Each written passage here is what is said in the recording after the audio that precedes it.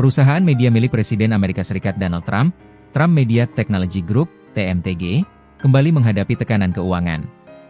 Perusahaan induk platform media sosial Truth Social itu melaporkan rugi bersih sebesar 238,1 juta $, atau sekitar 3,9 triliun rupiah dalam kuartal 2 2026. Kerugian tersebut jauh lebih besar dibandingkan periode yang sama tahun sebelumnya yang berada di kisaran 20 juta $. Di tengah kerugian ratusan juta dolar Amerika Serikat itu, pendapatan Trump Media justru hanya mencapai 1,7 juta $. Artinya, nilai kerugian perusahaan dalam satu kuartal mencapai lebih dari 140 kali lipat pendapatannya pada periode tersebut. Laporan keuangan terbaru ini langsung menjadi perhatian investor dan pasar saham. Saham Trump Media dengan kode DJT ikut tertekan setelah laporan kinerja perusahaan diumumkan. Dalam perdagangan setelah laporan keuangan dirilis, saham perusahaan tersebut sempat turun sekitar 8%. Tekanan terhadap saham menunjukkan investor merespons negatif besarnya kerugian yang dibukukan perusahaan. Namun, besarnya angka rugi tersebut tidak seluruhnya berasal dari aktivitas operasional perusahaan. Sebagian besar kerugian dipengaruhi penurunan nilai aset digital dan investasi yang dimiliki Trump Media.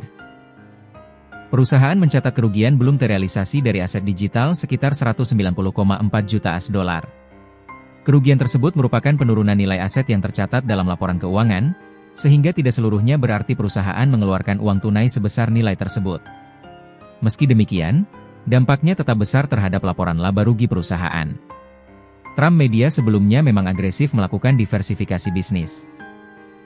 Selain mengembangkan Truth Social, perusahaan masuk ke sektor aset digital dan sejumlah usaha lain yang diharapkan dapat memperluas sumber pendapatan. Namun, strategi tersebut justru membuat kinerja keuangan perusahaan sangat sensitif terhadap perubahan nilai aset digital.